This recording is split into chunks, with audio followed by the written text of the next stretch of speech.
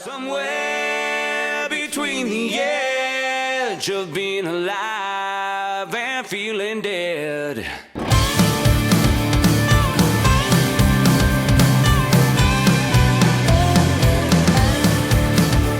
This picture of us here, it's just like a rearview mirror right before the crash.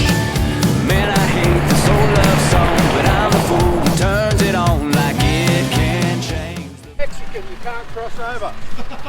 You stay that your side. Okay. Here's the line, go on, get over there. Oh, I lost my thumb. Since you went away, I got one foot in the grave. Look at that. What an amazing place to wake up to. Twilight Cove. What could possibly go wrong? I don't like it when you say that. Buried, kicking them stones in love's cemetery. There you go, that's the start of the dunes behind me. Well, I said it's not the end, and I swore I'd get you back again, but now I can't believe that he and you said I do. I wasn't there watching you, but a chill came over me. When that Rant warning.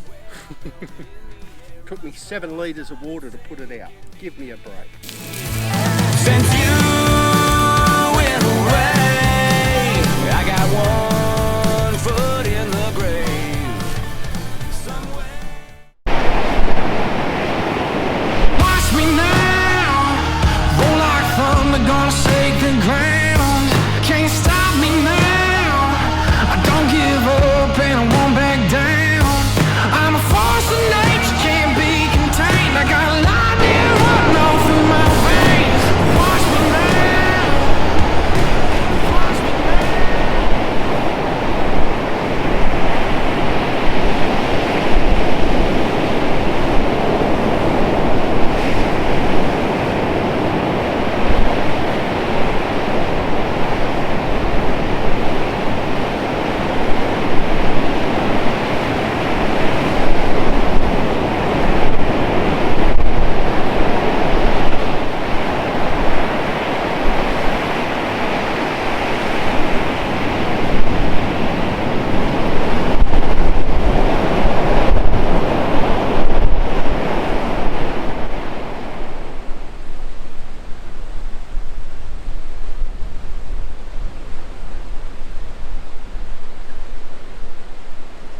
Pretty cool looking cave just in here.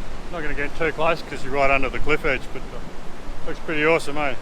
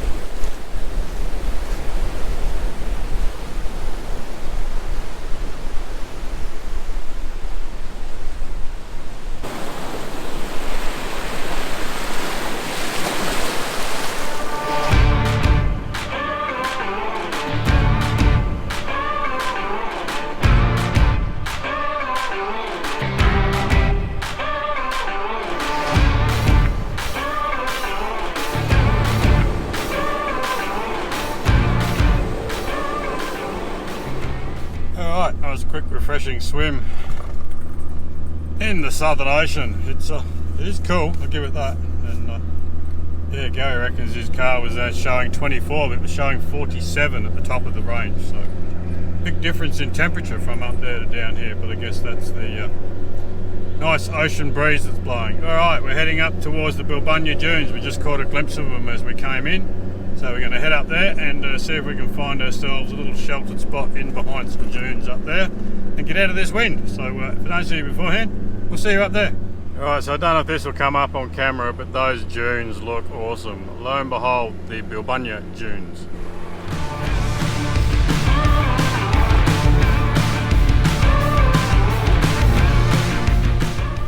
And as usual, I would doubt the camera does them justice, but they are a sight to see.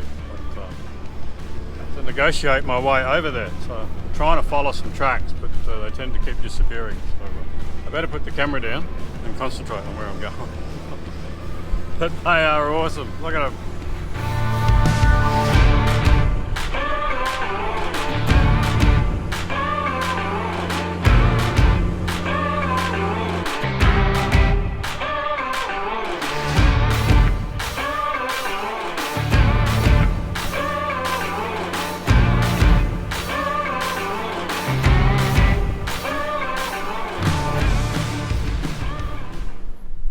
Alright, well we have finally made it to the Bilbunya dunes. Cheers. Camp is set up. We've managed to set up behind the dunes because the wind, as you can probably hear, is so fierce. The dunes are massive.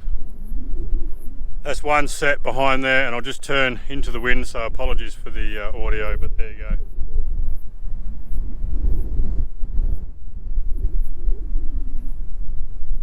Now, I don't know if you can see the sand blowing off the top of those dunes, but you could imagine camping in them, you'd get sand blown. So we're tucked in behind in some somewhat smaller dunes, protected from the wind this time. And might go for a drive in front of them and get a bit of footage tomorrow. Haven't quite worked out what tomorrow's strategy is. We wanted to get back into Norseman, but given it took us a good 3 or 4 hours to get in here, we might struggle because we want to go back and stock up a little bit. But, never mind, I can tell you now, that sand is soft. I tried one little dune back on the other side there and the front wheels just buried themselves as soon as I touched it. So I reversed out alright, but yeah, I'll just turn around out of the wind. Yeah, the front wheels just buried themselves, you know. It's so soft. I mean, I'm on 18 PSI, I can probably drop down to 12, but I wouldn't even be considering trying to drive up any of those dunes. But we'll go around the front tomorrow on our way up, and we'll check them out from that side, because they are a sight to be seen. Another item ticked off the list for me. Been wanting to come down and check these out for a while, so we'll go around the front side tomorrow morning, hopefully when there's a bit less wind, and we'll check them out from there. In the meantime, going to enjoy a few of these, and I'll probably see you tomorrow.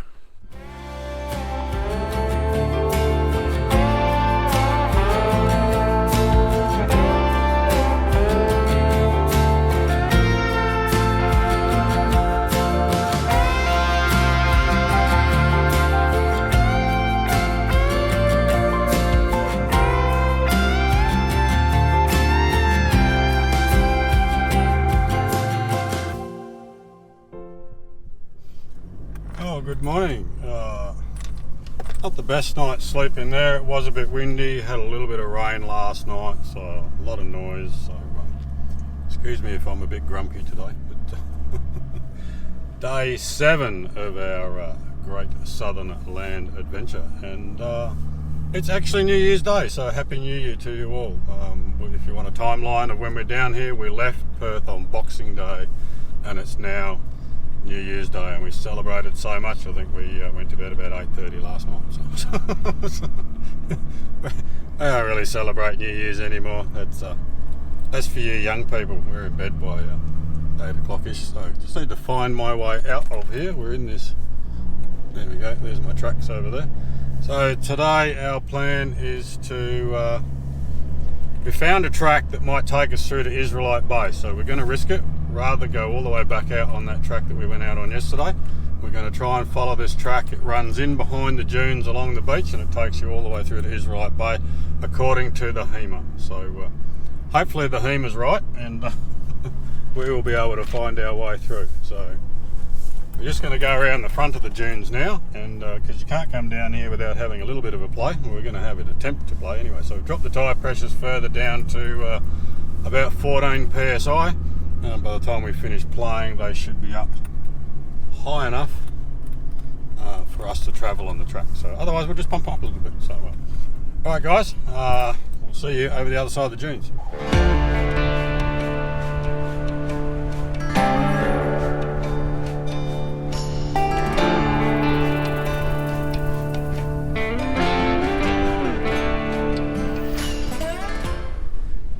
Okay, that's the start of the dunes behind me, and it is as windy as hell down here, so sorry about the audio, but that's him there.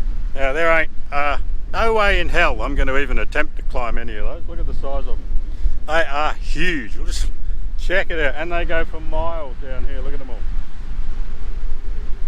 But there ain't no way I'm even going to attempt to climb any of those. They are super soft, and yeah, you'd have to be crazy to even attempt it. But what an awesome place, eh? Nobody else down here, and yeah, just look at it.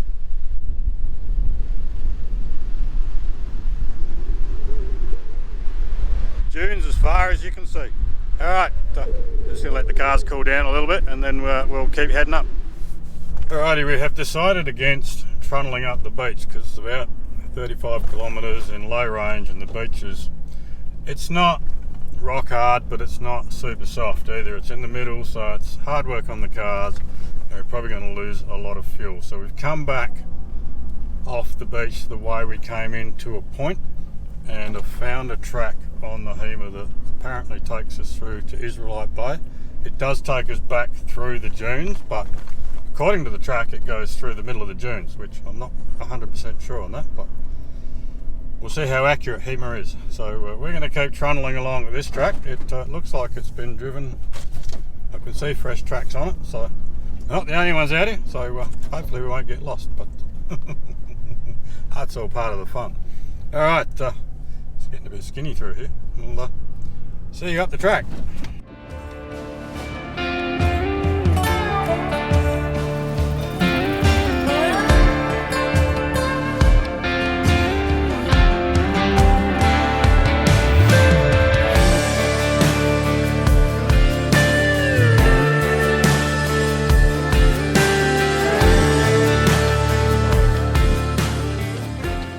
Track is a very strange one.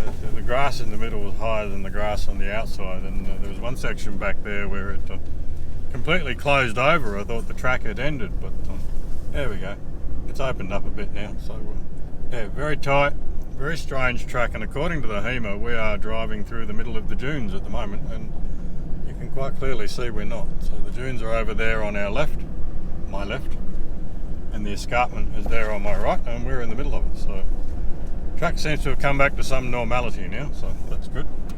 Can open up the mirrors, see what's behind me. There's Gary, and keep trundling along.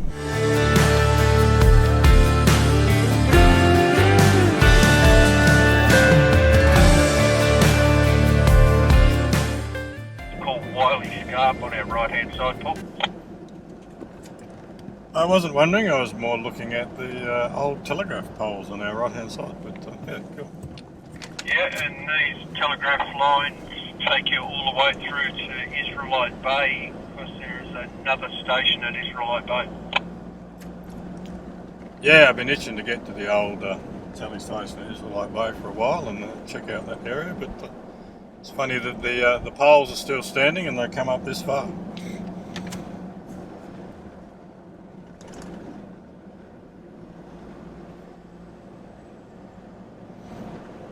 They used to make them good back in the day. They put telegraph poles up these days, and they last 2 years and fall down. Yeah, that's it. Alright, so yeah, it's, all the way along here is the old telegraph poles from the Israelite Telegraph station, so which is where we're heading. So another place to tick off my list that I've been wanting to get back down, well not back down to, wanting to get down to for quite some time. So but it just goes to show how far out the Hema map is, although... Yeah, I'm just going to stop and put it in high range now that we're on this cruisy bit, so you keep going, I'll catch it. Roger, mate. Yeah, the Hema shows us right bang smack in the middle of the Bilbunya dunes, but I'm just wondering if it's showing dunes on the left and the escarpment on the right, which is probably, they've just got them both painted in white, that's all. So that's the confusing part, but the track has opened right up now, and it's not even dusty behind me, so alright, hopefully a nice cruise into Israelite Bay.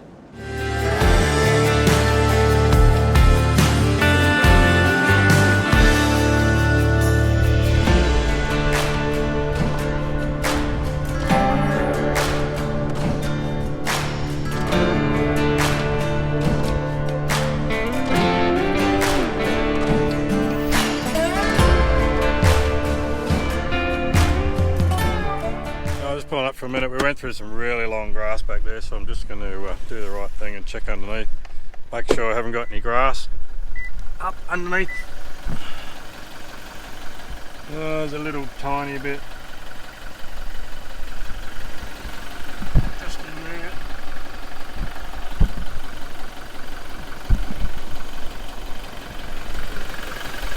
Nothing too major to worry about. Oh, getting too old for this. I'll just go around the front, check that bit. A little bit in the bash plate.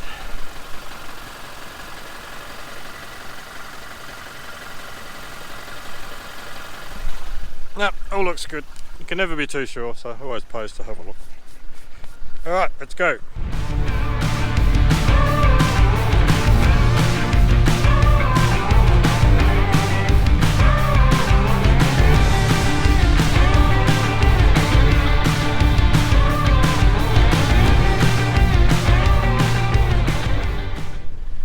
Alright, so we've been travelling across some salt flats. The track eventually opened up, so we've done 60k since Point Culver and still got 53k to get to Israelite Bay. And look, some old signposts, it tells you. The kilometres are a little bit different though. And if you keep following that track there, that one there takes you down to the beach apparently. And how do I know that?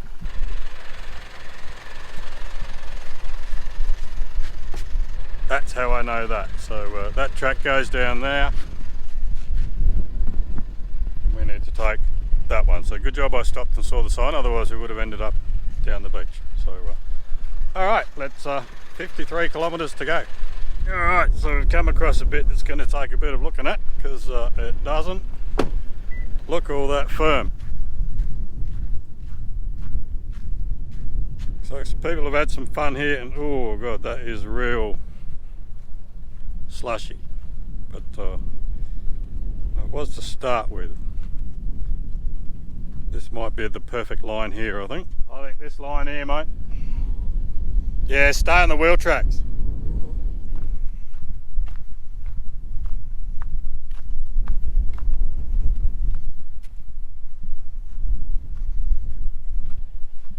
Straight through there, I reckon. Yeah, carry some momentum. Yep. Throw everything at it. I'm going back to low range and I'm going to carry some momentum. Yeah, just throw everything at it.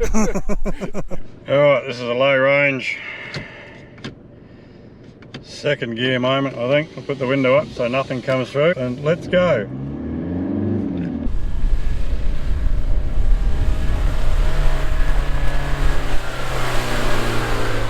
Not a problem at all. What on earth were we worried about?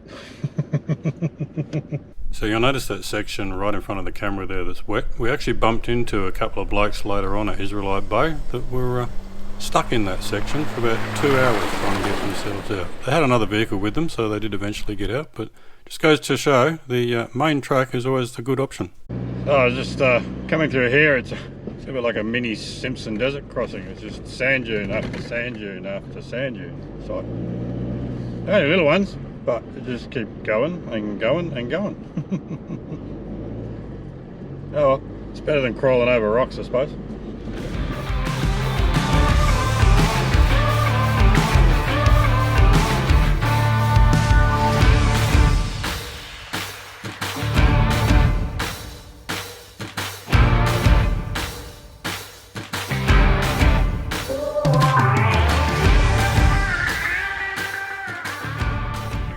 Finally made it to the old Telegraph station. So somewhere around 120 kilometres of dirt track, which has literally saved us a day travelling. So yeah, it wasn't the best track, but it wasn't the worst. But so here it is.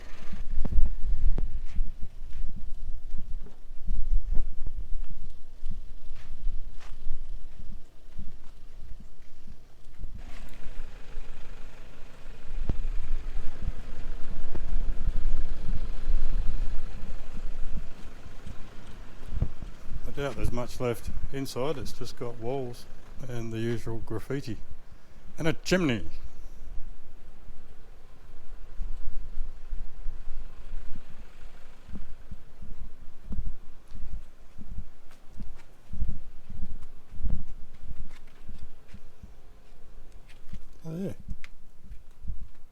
Cool. Oh, what do we got in here? Ooh, downstairs.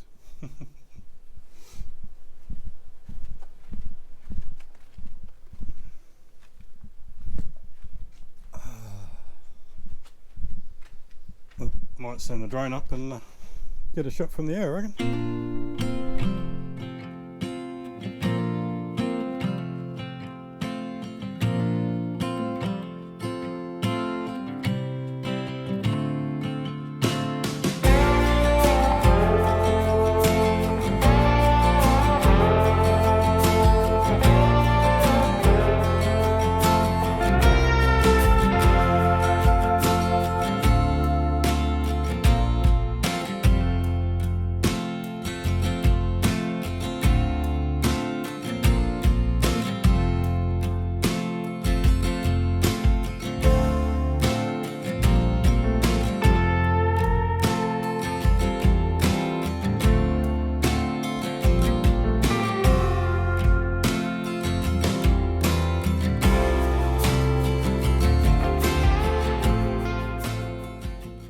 It appears the road's just slightly washed out here, so we're going to have to take the bypass track. Oh my god, there's wheel marks in there. I was going to say, someone's had a GQ through here. Someone's had a go. Have a look at that. Why would you? Oh my lord. That's undercut.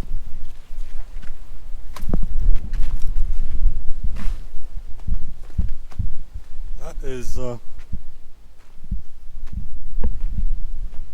that's basically a river now. I guess it once was a river and the track used to be over here. Oh, look at that.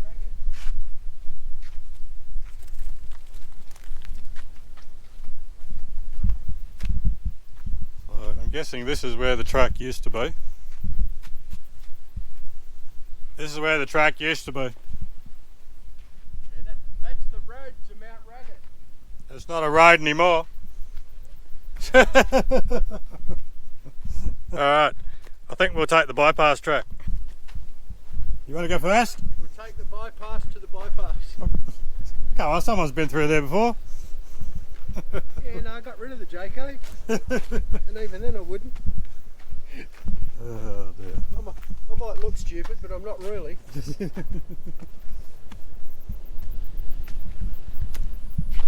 Alright, there is a bypass. So, although it may not be much of a bypass for much longer. So, let's get through it.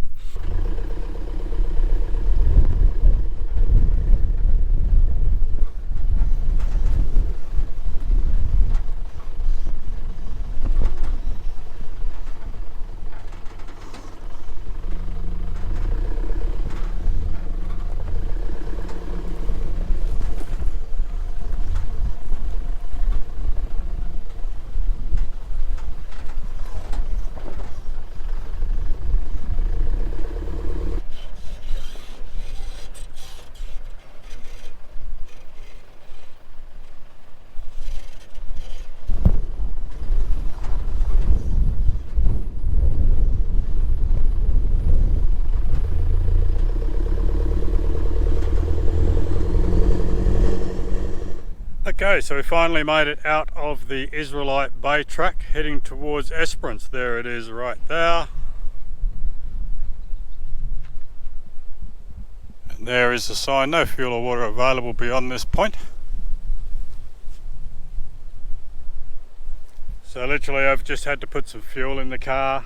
Was down to my last 42 kilometres and we've still got a fair way to go before the next fuel station. So four-wheel drive truck only. Literally we've just done 120, 60, about 180, 190 k's worth of dirt, sand, limestone, salt flats, must have crossed a dozen or so salt flats, mud, corrugated, gravel, you name it. We've just about driven over it. So that's behind us now. We've got a camp lined up here. Hopefully we can get in there or find a nice spot because we're starting to come across a few people now. New Year's Day, people might be starting to pack up to head home to go back to work in the next couple of days, which could be a benefit to us we might be able to find ourselves a nice little spot. Alright, if we don't see you beforehand, we'll see you at camp.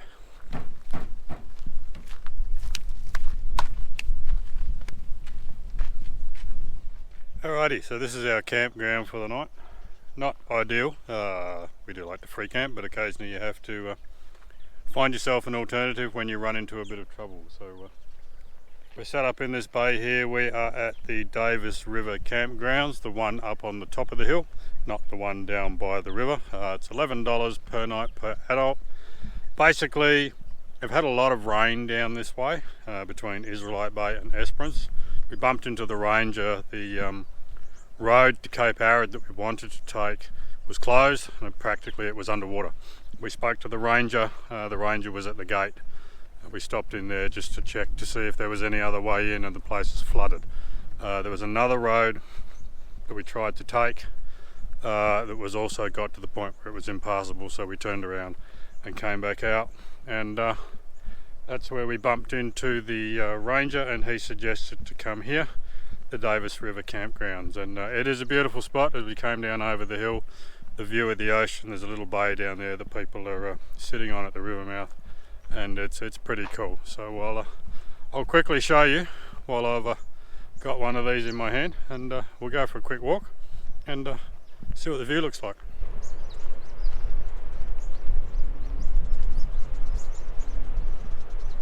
So that's the view from the pathway down. Might as well see how long it is, eh? I'll see you down the bottom.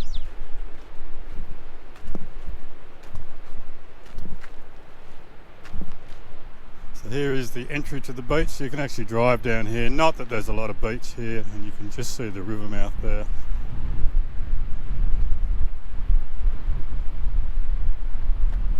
And there's no camping on the beach, but you can go across the river there and drive up the beach if you want to.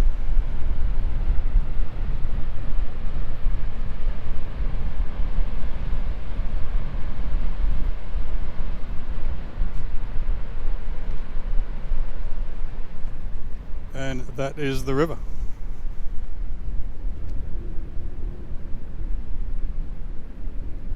So yeah, pretty cool little spot. It's not too windy, but you probably can hear a little bit of wind, but at least we're a bit more sheltered up there.